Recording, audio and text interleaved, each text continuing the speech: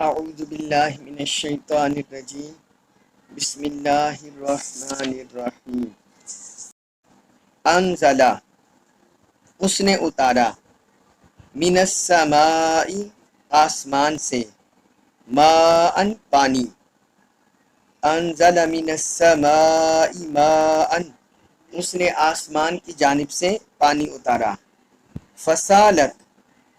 تو بہہ نکلی اودیاتن وادیاں بقدرہا اپنی گنجائش کے مطابق فسالت اودیاتن بقدرہا تو وادیاں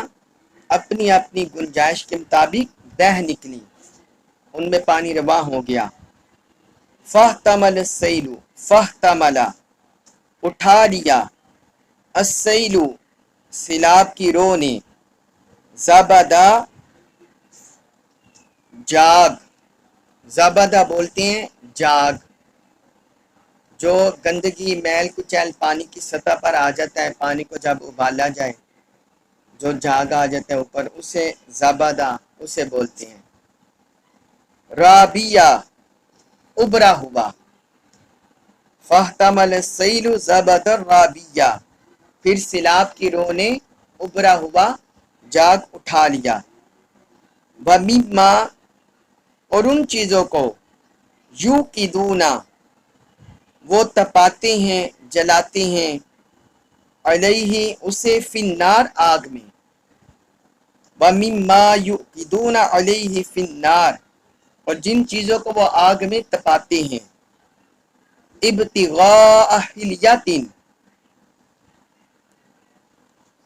ابتغاء حلیۃ ابتغاء بولتے ہیں زیب و زینت کے لیے حلیۃ زیورات جو وہ زیورات بناتے ہیں زیب و زینت کے لیے او متاع یا دوسرا سامان یعنی زیب و زینت کے لیے جو زیورات بنائے جاتے ہیں آگ میں تپا کر یا دوسرا جو سامان بنایا جاتا ہے جنگ کے آلات زراعت کے آلات اور دیگر فولادی برتن وغیرہ لوہے کے برتن تو یہ مراد ہیں زبدم مثلو زبدم جاگ مثلہ ویسا ہی زبد مثلہ اس پر بھی ویسا ہی جاگ اٹھتا ہے جیسے پانی سے جاگ اٹھتا ہے اسی طرح ان مایہ چیزوں سے بھی جاگ اٹھتا ہے کذالک اسی طرح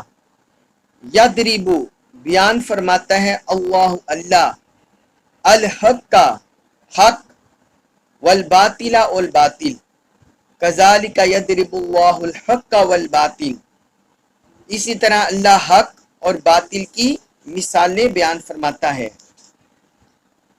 فَأَمَّا پس جو الزَّبَدُ جاگ فَيَذْهَبُ وہ رہ جاتا ہے جفاءً بیکار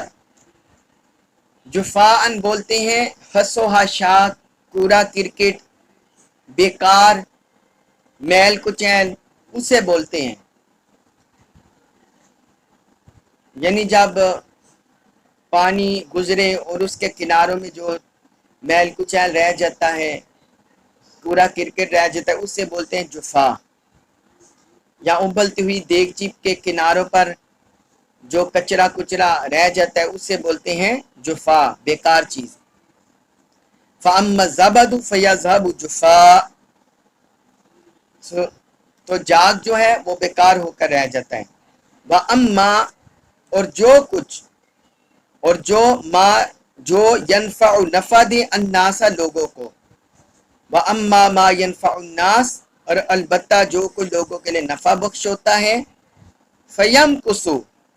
بس وہ رہتا ہے باقی رہتا ہے فی الارض زمین میں فَيَمْكُسُ فی الارض سو وہ زمین میں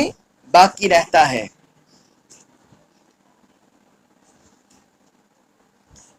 کذالک اسی طرح یضرب بیان فرماتا ہے اللہ الامثال مثالیں کذالک یضرب اللہ الامثال اللہ تعالیٰ اسی طرح مثالیں بیان فرماتا ہے پچھلی آیت میں ہم پڑھ رہے ہیں کہ اللہ تعالیٰ نے بینا اور نبینا یہ کہہ کر مومن اور کافر کی مثال بیان کی. اسی طرح اندھیرے اور نور، یہ کفر اور نور، کفر اور ایمان کی مثال ذکر کی، تشبیہ دی. ابھی اس آیت مبارکہ میں اللہ تعالی نے ایمان اور کفر کی ایک اور مثال دی ہے. اللہ رب العزت نے فرمایا انزل من السماء ماء، اس نے آسمان سے پانی اتارا. یہ جو آسمان سے پانی اتارنا، اس سے مراد ہے جو اللہ تعالیٰ اپنے فضل سے، اپنے کرم سے مخلوق کی ہدایت کے لیے اپنا کلام اتارتا ہے، جو اس نے اپنا کلام میں پاک اتارا قرآن کی شکل میں، وہ مراد ہے. فصالت اودیتم بقدرہا، تو وادیاں اپنی اپنی گنجائش کے مطابق بہ نکلی. وادیوں سے مراد ہے انسانوں کے دل، انسانوں کے دل مراد ہیں کہ یہ پانی جو آسمان سے اترا، نازل ہوا، یہ انسانوں کے دلوں میں داخل ہونے لگا، انسانوں کے دلوں کو اس نے دستک دی اور انسانوں کے دلوں پر وارد ہونے لگا. جس طرح آپ دیکھیے جو وادی بولتے ہیں دو پہاڑوں کے درمیان جو جگہ ہوتی ہے اسے بولتے ہیں وادی. جس طرح کسی وادی میں کم پانی ٹھہرتا ہے، کسی میں زیادہ پانی ٹھہرتا ہے، اور بعض وادیاں ایسی ہوتی ہیں کہ وہ وہاں سے پانی سارے کا سارا گزر جاتا ہے. تو اسی طرح جو اللہ کے پاک کلام کو سنبھالنے کی استعداد ہے، قوت ہے، انوار و تجلیات کو جذب کرنے کی جو دلوں میں قوت ہے، جو بصیرت ہے، استعداد ہے، یہ بھی ہر دل کی ایک جیسی نہیں ہوتی. کسی دل میں کیپیسٹی زیادہ ہوتی ہے، وہ زیادہ انوار و تجلیات اس دل میں سمو جاتے ہیں، اور کسی دل میں کیپیسٹی کم ہوتی ہے اور وہ اتنا انوار و تجلیات، فہم دین، فہم قرآن، وہ اتنا زیادہ نہیں سمویا جاتا. تو یہاں اللہ رب العزت نے اسی کو ذکر کیا. پھر فرمایا فَاحْتَمَلَ السَّيْلُ زَبَدًا رَّابِيًّا، سیلاب کی رو نے ابھرا ہوا جاگ اٹھا لیا. وَمِمَّا يُوقِدُونَ عَلَيْهِ فِي النَّارِ ابْتِغَاءَ حِلْيَةٍ أَوْ مَتَاعٍ، اور اسی طرح جو وہ آگ میں تپاتے ہیں زیب و زینت کے لیے، جو سونا بناتے ہیں یا کوئی اور ساز و سامان بناتے ہیں، زبد مثلو، اس سے بھی ویسا ہی جاگ اٹھتا ہے. اب یہاں جس طرح دنیاوی حوالے سے ہم نے ذکر کر دیا کہ جب پانی ہوتا ہے، پانی کو ابالا جائے یا پانی گزرتا ہے، اس میں بلبلے پیدا ہوتے ہیں، جاگ ابھرتا ہے اور وہ ختم ہو جاتا ہے. اسی طرح جو مایا ہے، پگھلا ہوا سونا ہو، چاندی ہو، لوہا ہو، تو اس میں سے میل کچیل ابھرتا ہے، اور وہ میل کچیل وہ ضائع ہو جاتا ہے. بعد میں جو پیچھے ہے وہ خالص سونا بچ جاتا ہے، خالص چاندی، خالص پیتل وہ بچ جاتا ہے، یا پانی صرف رہ جاتے جو پانی کی مثال ہے. تو اسی طرح اللہ رب العزت نے فرمایا کہ اس قرآن پر بھی مختلف شکوک و شبہات وارد ہوتے ہیں. اہل کفر شکوک و شبہات وارد کرتے ہیں، منافقین کرتے ہیں، مشرکین کرتے ہیں. جس طرح اللہ تعالیٰ نے پیچھے بھی مثالیں دی اور طرح طرح کے مشرکوں کے اعتراضات کو ذکر کیا. تو یہ مختلف شکوک و شبہات نزول قرآن پر وارد کرتے ہیں، اللہ اور اللہ کے رسول کی تعلیمات پر وارد کرتے ہیں. پھر کیا ہوتا ہے جب اللہ تعالیٰ وضاحت فرماتا ہے، اللہ تعالیٰ خود وضاحت فرما دیتا ہے قرآن میں، یا اللہ کے رسول مکرم صلی اللہ علیہ وآلہ وسلم وضاحت فرما دیتے ہیں، تو ان کی وضاحت سے سارے شکوک و شبہات جو منکرین کی طرف سے، اہل کفر کی طرف سے وارد ہوتے ہیں، وہ جاگ بن کر اڑ جاتے ہیں، وہ جاگ بن کر اڑ جاتے ہیں، زائل ہو جاتے ہیں حضور صلی اللہ علیہ وآلہ وسلم کے فرامین سے، اللہ کے کلام سے۔ اسی کو اللہ تعالیٰ نے ذکر کیا کذالک یضرب اللہ الحق والباطل، اسی طرح اللہ تعالیٰ حق اور باطل کی مثال بیان فرماتا ہے۔ فَأَمَّا الزَّبَدُ فَيَذْهَبُ جُفَاءً، جو جاگ ہے وہ بیکار ہو کر زائل ہو جاتا ہے۔ یعنی جب اللہ تعالیٰ حق اور باطل میں امتیاز کر دیتا ہے، اللہ کے رسول حق اور باطل میں امتیاز کر دیتے ہیں، تو وہ سارے شکوک و شبہات، اعتراضات، ابہامات، وہ سارے زائل ہو جاتے ہیں، ختم ہو جاتے ہیں۔ اور پھر کیا بچتا ہے؟ وَأَمَّا مَا يَنْفَعُ النَّاسَ فَيَمْكُثُ فِي الْأَرْضِ، اور جو احکام رب نے لوگوں کے لیے نفع کی شکل میں، نفع کے لیے اتارے ہوتے ہیں، فَيَمْكُثُ فِي الْأَرْضِ، سو وہ زمین میں باقی رہتا ہے۔ یعنی لوگوں کے شکوک و شبہ زائل ہو گئے، جو اللہ کے احکام ہیں، فرامین ہیں، اس کی ہدایات ہیں، عقائد کی شکل میں، فقہی احکام کی شکل میں، اخلاقیات کی شکل میں، روحانیت کی شکل میں، وہ ساری چیزیں، وہ سارے احکام، انوار و تجلیات، وہ زمین میں مخلوق کی بھلائی کے لیے قائم رہ جاتے ہیں، اور باقی سب کچھ جو فتنے ہیں وہ ختم ہو جاتے ہیں۔ کذالک یضرب اللہ الامثال، اسی طرح اللہ تعالیٰ مثالیں بیان فرماتے ہیں۔ فرمایا اللہ تعالیٰ اسی طرح مثالیں بیان فرماتے ہیں تاکہ مخلوق کو ہدایت نصیب ہو جائے، مخلوق کو پتہ چل جائے حق کیا ہے، باطل کیا ہے، ایمان کیا ہے، کفر کیا ہے، ان میں فرق ہو جائے، تمیز ہو جائے۔ تو اللہ تعالیٰ مثالوں سے سمجھا دیتے ہیں۔ اس کے بعد ہے سورۃ الرعد آیت نمبر 18، اس میں ارشاد فرمایا للذین، ان لوگوں کے لیے استجابوا، جنہوں نے قبول کیا، لربہم، اپنے رب کو، یعنی اپنے رب کے حکم کو قبول کیا، الحسنى، بھلائی، للذین استجابوا لربہم الحسنى، ایسے لوگوں کے لیے جنہوں نے اپنے رب کا حکم قبول کیا، ان کا اچھا انجام ہے، ان کے لیے بھلائی ہے۔ والذین، اور وہ لوگ، لم، نہیں، یستجیبوا، انہوں نے قبول کیا، اور جنہوں نے اس کے احکام کو، اس کے کلام کو قبول نہیں کیا، لہو، اس کا، یعنی اس کا حکم قبول نہیں کیا اب رب کا، لو، اگر، انا، ہو،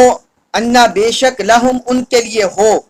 ما، جو کچھ ہے، فی الارض، زمین میں، جمیعاً، سارے کا سارا، ومثلہ، اور اس کی مثل، معہ، اس کے ساتھ، لو ان لہم ما فی الارض جمیعاً ومثلہ معہ، اگر ان کے پاس وہ سب کچھ ہو جو زمین میں ہے، اور اسی کے ساتھ اتنا اور بھی ہو، یعنی دنیا میں جو کچھ مال و زر پھیلا ہوا یہ سب کچھ ہو اس کے لیے، لفتدوا بھی، سو وہ اسے فدیہ میں دے ڈالیں، اسے فدیہ میں پیش کرے رب کی بارگاہ میں۔ یہ اب قیامت کی بات ہو رہی ہے، جنہوں نے رب کا حکم نہیں مانا، اس کے دین کو قبول نہیں کیا، وہ سب کچھ زمین میں جو کچھ معلوم ہے وہ بھی دے دیں، اور اس کی مثل بھی دے دیں، فدیہ دے دیں۔ اولئک لہم سوء الحساب، اولئک، یہی لوگ ہیں، لہم، ان کے لیے ہے، سوء الحساب، برا حساب۔ فرمایا تب بھی ان کے لیے برا حساب ہوگا، تب بھی ان کے لیے برا حساب ہوگا۔ وَمَأْوَاهُمْ، اور ٹھکانہ ہے ان کا جہنم، جہنم، وَبِئْسَ، اور نہایت برا ہے، المہاد، ٹھکانہ، وَمَأْوَاهُمْ جہنم، اور ان کا ٹھکانہ دوزخ ہے، وَبِئْسَ المہاد، اور وہ نہایت برا ٹھکانہ ہے۔ اب اس آیت مبارکہ میں اللہ رب العزت نے اہل ایمان اور اہل کفر، ان کے ٹھکانوں کے درمیان فرق بیان کر دیا کہ جس طرح دنیا میں یہ ایمان اور کفر کے لحاظ سے جدا رہے، اسی طرح آخرت میں ان دونوں کے ٹھکانے بھی جدا ہوں گے۔ یہ انسان اپنے دل سے، اپنے ذہن سے یہ مغالطہ نکال دے کہ جو کئی مؤمنین کاملین ہیں، صالحین ہیں، منافق مشرک یہ سمجھنے لگ جائیں کہ ہم ان کے مقابل ہو جائیں گے، ہم ان جیسا مقام پا لیں گے۔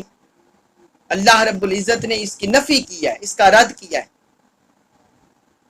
فرمایا للذین استجابوا لربہم الحسنی، ایسے لوگوں کے لیے جنہوں نے اپنے رب کا حکم قبول کیا ان کے لیے بھلائی ہے۔ الحسنی ان کے لیے بھلائی ہے، اچھا انجام ہے، جنت کی شکل میں، جنت کی نعمتوں کی شکل میں۔ جو انہوں نے رب کا کلام قبول کیا، جو رب کی تعلیمات ہیں، توحید کی شکل میں، رسالت کی شکل میں، اللہ کی اتاری ہوئی کتابوں پر ایمان لانے کی شکل میں، اللہ تعالی نے جو رسولوں کو بھیجا اس پر ایمان لانا، تقدیر پر ایمان لانا، قیامت پر ایمان لانا، جنت دوزخ پر ایمان لانا، جزا و سزا پر ایمان لانا، جتنے بھی رب کے حکام ہے، رب کا دین ہے، جس نے بھی ان کو قبول کیا، فرمایا ان کے لیے اچھا ٹھکانہ ہے، ان کے لیے اچھا ٹھکانہ ہے، ان کے لیے منفیت ہے۔ جس طرح سورہ یونس آیت نمبر 26 میں، اس میں اللہ تعالیٰ نے فرمایا للذین احسن الحسنی وزیادہ، جن لوگوں نے نیک کام کیے ان کے لیے نیک انجام ہے، اچھا انجام ہے، وزیادہ اور اس سے بھی بڑھ کر مزید اجر ہے۔ ولا يرهق وجوههم قتر ولا ذلہ، ان کے چہروں پر نہ سیاہی چھائی ہوگی نہ ذلت۔ اولئک اصحاب الجنت هم فیہا خالدون، یہی لوگ جنتی ہیں، وہ اس میں ہمیشہ رہیں گے۔ یہ قرآن میں اور مقامات پر بھی اہل ایمان کے جنت میں جو درجات ہیں، مقام ہیں، انعامات ہیں، وہ ذکر ہوئے ہیں جو ہم پچھلی صورتوں میں پا رہے ہیں۔ تو اللہ تعالی نے یہاں اسی کو ذکر کیا، پھر آگے فرمایا والذین لم یستجیبوا لہ، اور جنہوں نے اس کے دین کو قبول نہیں کیا، اس کے حکم کو قبول نہیں کیا، لبیک نہیں کہا، لو ان لہم ما فی الارض جمیعا ومثلہ معہ لافتدوا بہ، تو پھر اگر وہ ان کے لیے جو کچھ زمین میں ہے سب کچھ اور اس کی مثل اتنا اور ہو جائے، وہ عذاب سے نجات پانے کے لیے فدیہ دے دیں، کیونکہ قیامت کے دن تو پکڑ ہوگی، تو وہ یہ چاہیں گے کہ جو کچھ میرے پاس ہے میں یہ فدیہ دے دوں، دنیا بھر کا مال و متاع، مگر اللہ تعالی نے فرمایا نہیں، اولئک لہم سوء الحساب، ان لوگوں کا برا حساب ہوگا، ان لوگوں کے لیے برا حساب ہوگا، سخت حساب ان سے لیا جائے گا، ان کے نافرمانیوں پر، کفر پر، گناہوں پر، معاصی پر اس کی پکڑ ہوگی۔ اولئک لہم سوء الحساب ومأواہم جہنم، اور ان کا ٹھکانہ دوزخ ہے، وبئس المہاد، اور وہ نہایت برا ٹھکانہ ہے۔ تو رب نے یہاں دیکھیں جو نافرمان ہیں، رب کو جھٹلانے والے ہیں، ان کا انجام علیحدہ ذکر کر دیا، نعوذ باللہ من ذالک، اللہ تعالیٰ میں پناہ عطا فرمائے۔ جس طرح قرآن میں اور مقامات پر بھی ذکر ہوا ہے، سورۃ آل عمران آیت نمبر 10 میں، اس میں اللہ تعالیٰ نے فرمایا ان الذین کفروا لن تغنی عنہم اموالہم ولا اولادہم من اللہ شیئا، بے شک جن لوگوں نے کفر کیا ان کے مال اور ان کی اولاد ان کو اللہ کے عذاب سے ہرگز نہیں بچا سکیں گے، کچھ بھی نہیں بچا سکیں گے۔ اولئک ہم وقود النار، یہی لوگ دوزخ کا ایندھن ہے، نہ ان کے اموال کام آئیں گے نہ ان کی اولاد کام آئے گی۔ دنیا میں رشوت دے کر اور طرح طرح کی بددیانتی کر کے،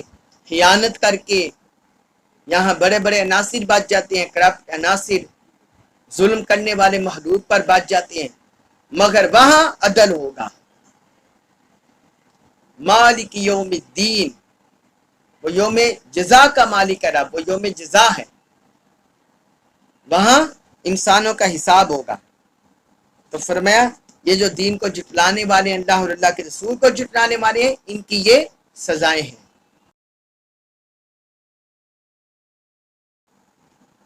افمن، کیا وہ شخص، بھلا وہ شخص، یعلم، جو جانتا ہے، انما، کہ یہ کہ انزلہ،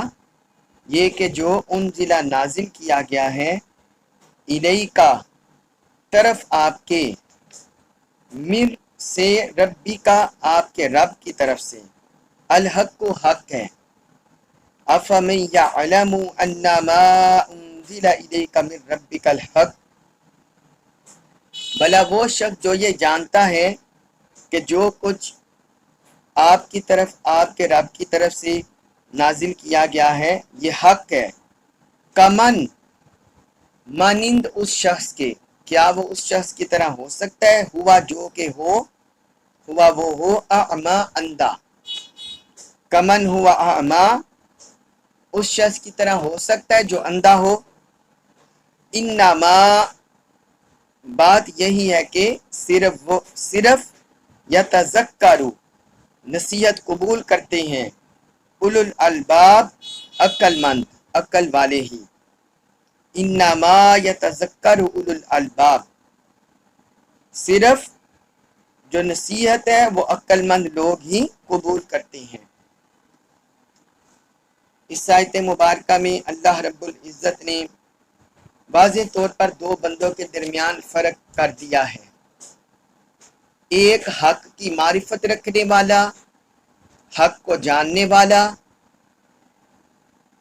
حق کو سمجھنے والا، حق کو تسلیم کرنے والا، اور دوسرا اندھا جو حق سے جاہل ہو، حق کا منکر ہو، حق سے اعراض کرنے والا ہو۔ تو اللہ تعالیٰ نے فرمایا یہ دونوں برابر نہیں ہو سکتے۔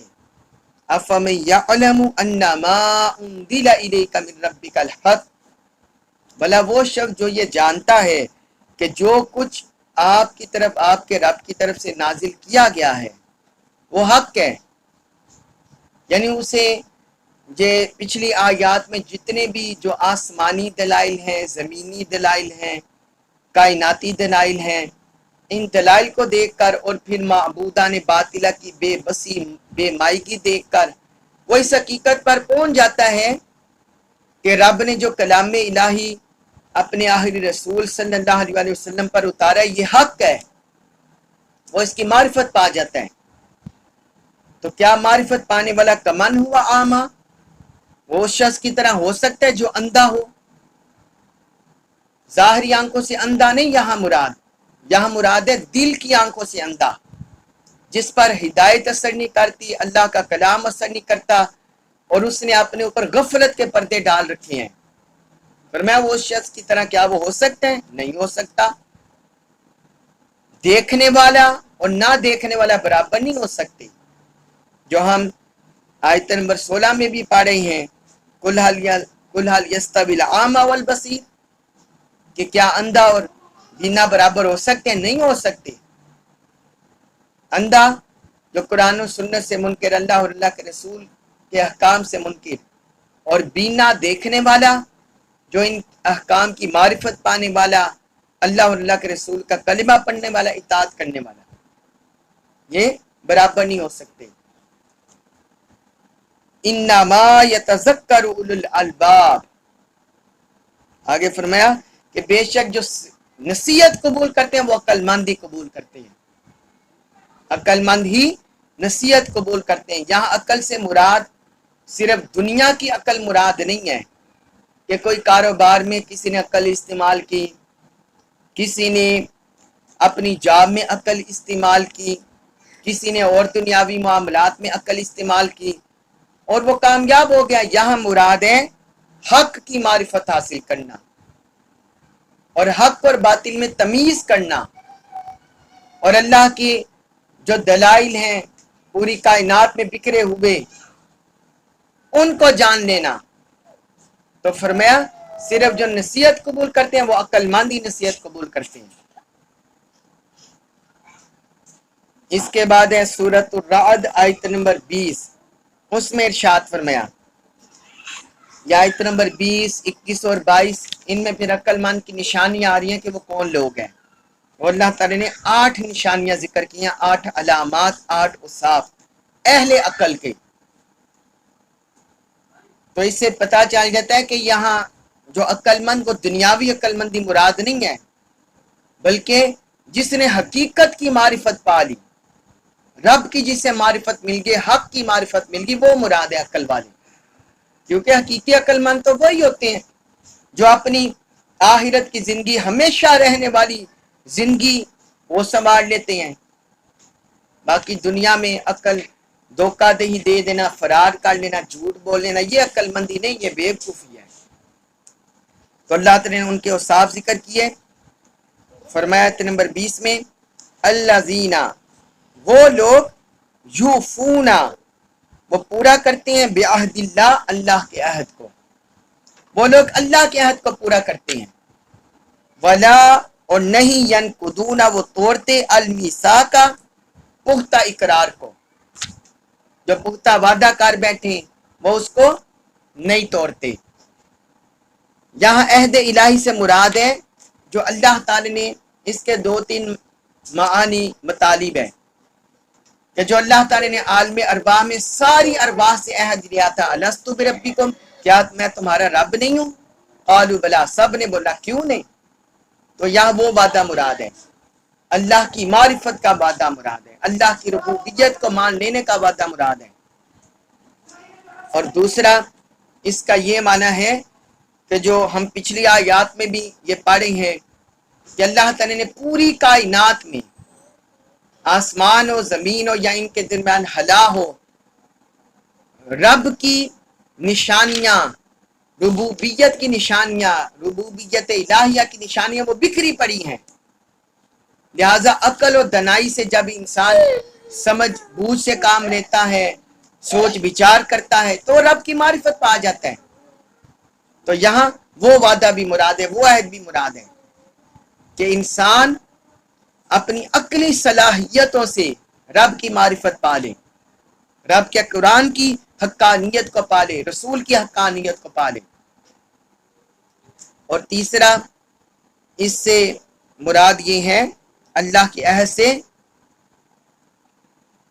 یہاں اس سے مراد مسلمان بھی ہیں۔ تیسرا جو مراد ہے کہ مسلمان جو دائرہ اسلام میں داخل ہو جاتے ہیں، اللہ اور اللہ کے رسول کا کلمہ پڑھ لیتے ہیں، ایمان کو مان لیتے ہیں، تو پھر انہیں پھر اپنی ہٹ درمی پر نہ چلے، اپنے نفس کے مفاد پر نہ چلے، نفسانی خواہشات کے پیچھے نہ چلے، بلکہ اپنی مرضی کو، اپنی خواہشات کو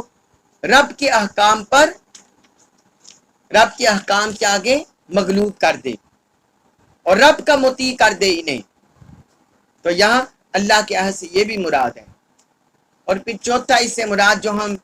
دنیاوی لحاظ سے وعدے کرتے ہیں وہ بھی مراد ہے کہ جو بندہ کسی سے وعدہ کر لے اس پر عمل کرے۔ ہاں اگر کوئی مجبور ہے، جانور جو مجبور ہے، تو پھر اس کو قرآن و سنت وہ استثناء دیتا ہے کہ جو قرض ہاں ہے وہ مقروض کو اتنی سہولت دے دے کہ وہ آسانی سے وہ وعدہ پورا کر سکے۔ تو یہ اللہ تعالی نے فرمایا کہ وہ پہلا ان کا یہ ہے کہ وہ عہد الہی کو پورا کرتے ہیں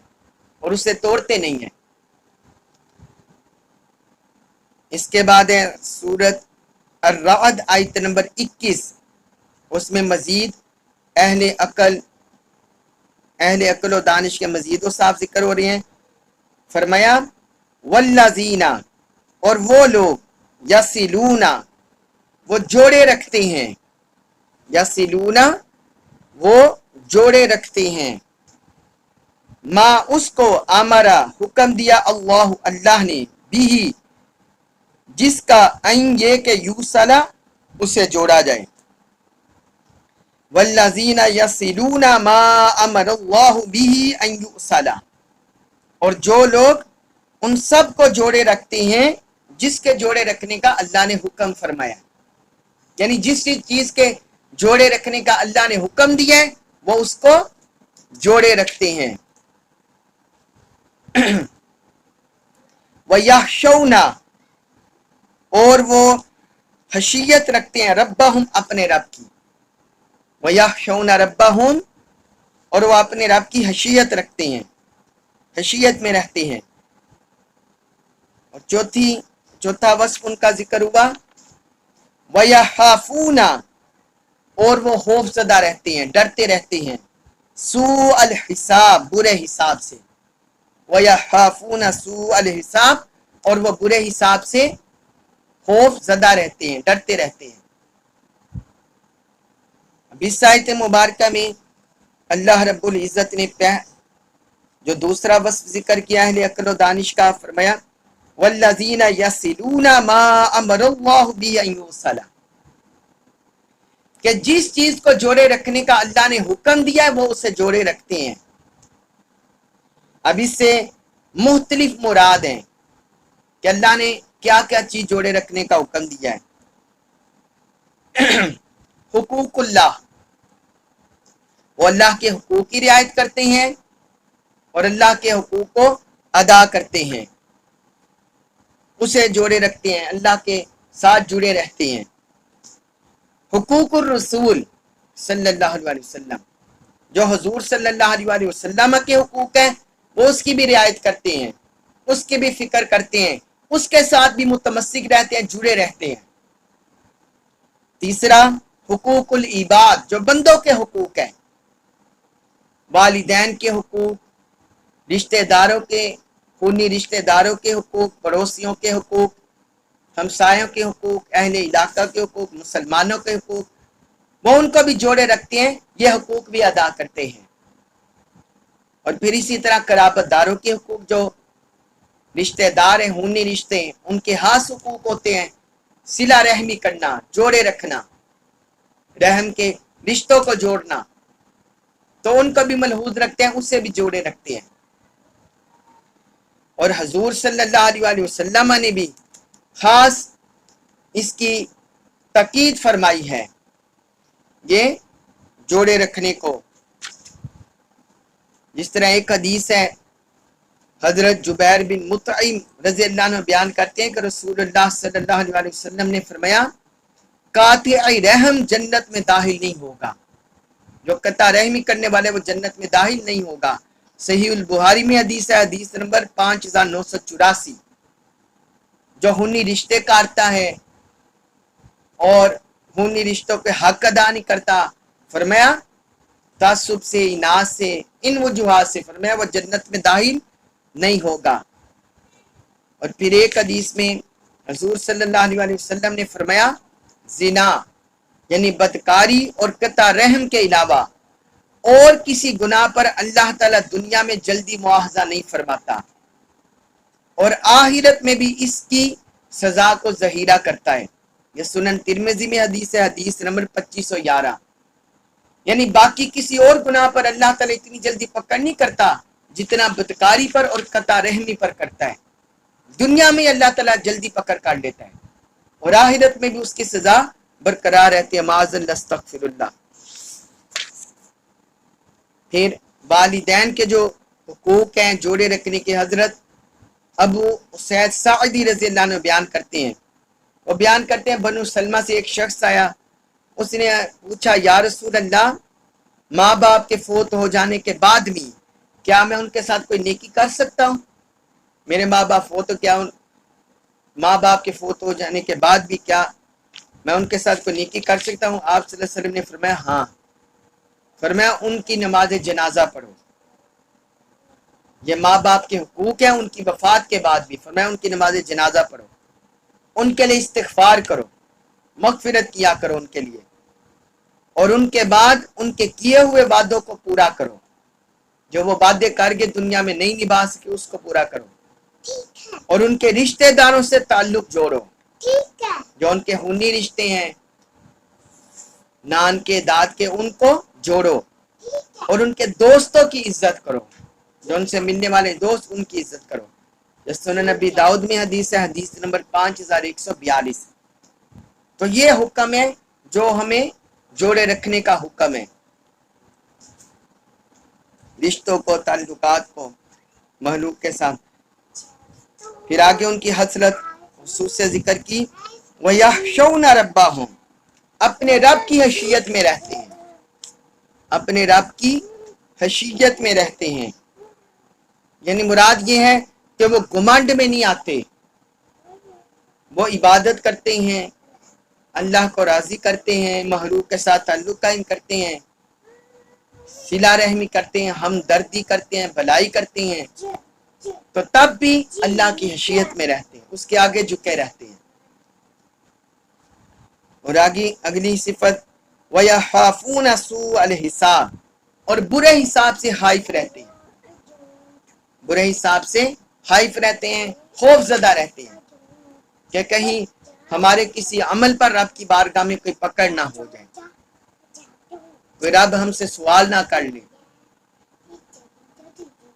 کہیں ہمیں نامہ اعمال بائیں ہاتھ میں نہ دے دیا جائے، کہیں ہم پل صراط سے پھسل نہ جائیں، اور رب کی بارگاہ میں کہیں ہماری شدید پکڑ نہ ہو جائے، کہیں ہماری پکڑ نہ ہو جائے،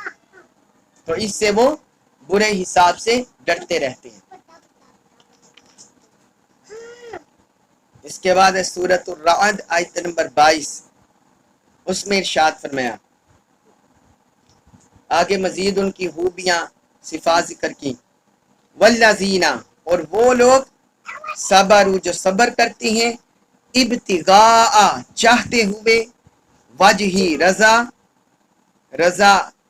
خوشی، ربیم، اپنے رب کی. والذین صبروا ابتغاء وجہ ربیم، اور جو لوگ اپنے رب کی رضا جوئی کے لیے صبر کرتے ہیں. وَأَقَامُوا، اور وہ قائم رکھتے ہیں، الصلاۃ، نماز. وَأَقَامُوا الصلاۃ، اور وہ نماز قائم رکھتے ہیں. وَأَنفَقُوا، اور وہ خرچ کرتے ہیں، مما، اس میں سے، رزقناہم، ہم نے انہیں رزق دیا، جو ہم نے انہیں رزق دیا، سرًا، پوشیدہ، وعلانیہ، اور اعلانیہ. وَأَنفَقُوا مِمَّا رَزَقْنَاهُمْ سِرًّا وَعَلَانِيَةً، اور جو رزق ہم نے انہیں دیا ہے اس میں سے پوشیدہ اور اعلانیہ دونوں طرح خرچ کرتے ہیں. وَيَدْرَؤُونَ، اور وہ دور کرتے ہیں، بالحسناتی، نیکی کے ساتھ، السیئہ، برائی کو. وَيَدْرَؤُونَ بِالْحَسَنَةِ السَّیئَّةَ، اور وہ نیکی کے ذریعے برائی کو دور کرتے رہتے ہیں. اولئک، یہی وہ لوگ ہیں، لہم، لیے ان کے، عقبى الدار، عقبہ گھر ہے، الدار، عقبہ الدار، آخرت کا گھر ہے، ان کے لیے آخرت کا حسین گھر ہے. ابھی اس آیت مبارکہ میں اللہ تعالیٰ نے اہل عقل و دانش کی مزید خوبیاں ذکر کی ہیں. 4 ہم پیچھے بیان کر چکے ہیں، اب یہاں سے 5ویں ذکر ہو رہی ہے. فرمایا والذین صبروا ابتغاء وجہ ربہم، وہ اپنے رب کی رضا کے لیے صبر کرتے ہیں. اب یہ دیکھیے دنیا میں انسان مختلف وجوہات کی وجہ سے صبر کرتا ہے. بعض لوگ صبر اس وجہ سے کرتے ہیں کہ لوگ میرے صبر کو دیکھیں گے، میری تعریف کریں گے، تو اپنی واہ واہ بلے کرانے کے لیے وہ صبر کرتے ہیں. بعض لوگ اس وجہ سے صبر کر لیتے ہیں، اپنے نفس کو ضبط کر لیتے ہیں کہ اگر میں نے واویلا کیا تو لوگ کہیں گے یہ تو بڑا بے صبرہ ہے، اس میں تو وہ یہ تو بے قراری کر رہے، شکوہ شکایت کر رہے. تو اس وجہ سے بعض لوگ صبر کرتے ہیں کہ لوگوں کو اپنی بے قراری نہ دکھائی جائے. اور بعض لوگ صبر کرتے ہیں کہ اگر میں نے رنج و غم کا اظہار کیا، اپنے آپ پر کنٹرول کیا، تو دشمن خوش ہوں گے، میرے دشمن خوش ہوں گے کہ دیکھو جی ایتے بندہ بڑا اچھا ہے، ایتے اپنے اس کو تو اپنے آپ پر ضبط ہے. اور بعض لوگ اس وجہ سے صبر کرتے ہیں کہ وہ اپنے آپ کو تسلی دے لیتے ہیں کہ اگر میں نے آہو بکا کی تو اس کا کیا فائدہ ہوگا، پھر بھی بالآخر میں نے ہی ٹھنڈے ہو جانا ہے. تو اس لیے وہ یہ سوچ کر صبر کر لیتے ہیں. یہ بات یاد رکھیے، اس طرح کا کوئی صبر بھی رب کی بارگاہ میں قبولیت نہیں پاتا، رب کی خوشنودی کا باعث نہیں بنتا، یہ صرف دنیاوی لحاظ سے صبر ہے۔ صبر وہ ہے جو رب کی بارگاہ میں اجر و ثواب کا باعث ہے، اس کی رضا کا باعث ہے، کہ جب بندے پر کوئی مصیبت آئے تو وہ کہیں کہ یہ میری تقدیر میں تھی، یہ رب نے بھیجی ہے، یہ رب کی طرف سے ہے، رب ہی سے اٹھانے والا ہے، تو اللہ پر صبر کرے۔ مال کا نقصان ہو جائے تو وہ یہ سمجھے کہ رب کا دیا ہوا مال تھا، اس نے لے لیا۔ اگر خود تکلیف میں مبتلا ہوتا ہے، اولاد مبتلا ہوتی ہے، تو وہ یہ سوچ کر صبر کر لے کہ ہم سارے رب کا مال ہیں، رب کی طرف ہی ہم نے لٹائے جانا ہے۔ تو اس لیے ہر جہت میں اس کا صبر رب کے لیے ہو، رب کی رضا کے لیے صبر ہو۔ ایسا صبر ہوتا ہے جو رب کی بارگاہ میں مقبول ہوتا ہے، جو درجات کی بلندی اور اجر و ثواب کا باعث ہوتا ہے۔ اگلی صفت ان کی ذکر ہوئی وَأَقَامُوا الصَّلَاةَ، اور وہ نماز قائم کرتے ہیں، نماز کو اس کے ظاہری حقوق کے ساتھ، باطنی حقوق کے ساتھ۔ نماز کے فرائض ہیں، واجبات ہیں، سنتیں ہیں، مستحبات ہیں، پھر باطنی ہیں، دل کی پاکیزگی، دل کی طہارت اور انہماک سے اللہ کی بارگاہ میں حاضر ہونا، تو وہ اس طرح نماز قائم کرتے ہیں۔ اور اگلی صفت ذکر کی وَأَنفَقُوا مِمَّا رَزَقْنَاهُمْ سِرًّا وَعَلَانِيَّةً، اور جو کچھ ہم نے انہیں رزق دیا اس میں سے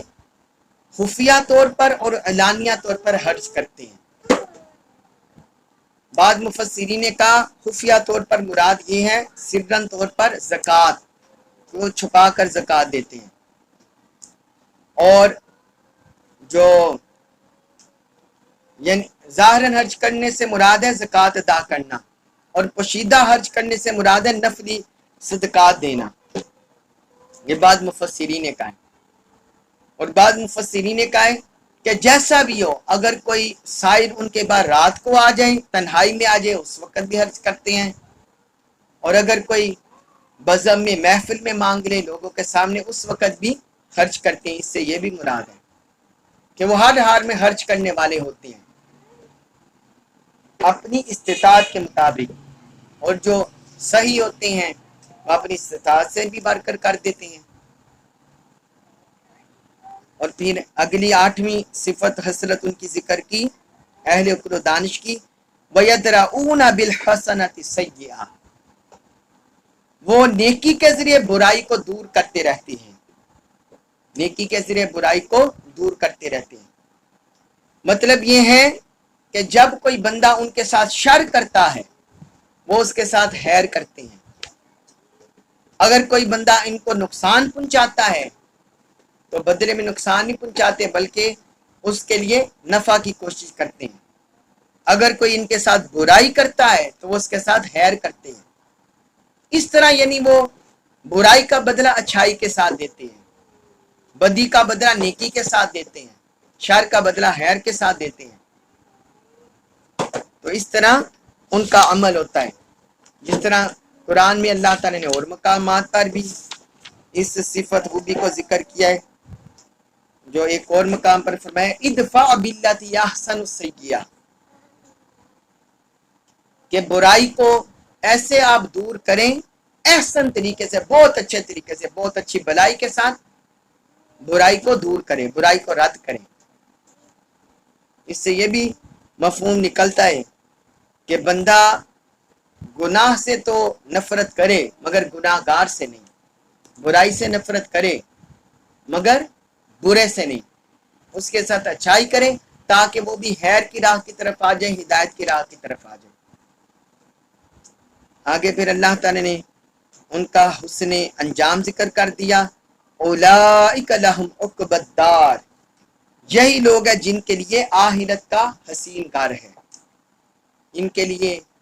آخرت کا حسین گھر ہے، جو دنیا میں آفت و بلیات سے، مصائب سے رخصت ہوتے ہیں تو آخرت میں پھر اچھے گھر کے حقدار ٹھہرتے ہیں، اچھی نعمتوں کے حقدار ٹھہرتے ہیں۔ وہ مزید نعمتوں کا آگے ذکر آ رہا ہے جو ان کے مقدر میں ہوں گی، وہ ہم انشاءاللہ اگلے لیکچر میں پڑھیں گے۔ اللہ تبارک و تعالیٰ سے دعا ہے کہ جو اللہ رب العزت نے صفات اور خوبیاں بیان فرمائی ہیں اہل عقل و دانش کی 8 صفات، رب تعالی ہمارے اندر بھی یہ صفات خوبیاں حسائل پیدا فرما دیں، ہمیں ہر طرح کی برائی شر سے محفوظ رکھے، شیطان کے شر سے، نفس کے فتنوں سے، دنیا کے فتنوں سے، مال کے فتنوں سے اپنی پناہ عطا فرمائے، اپنی بندگی اپنے حبیب کی کامل اطاعت محبت نصیب فرمائے۔ وما علیہ الا البلاغ المبین۔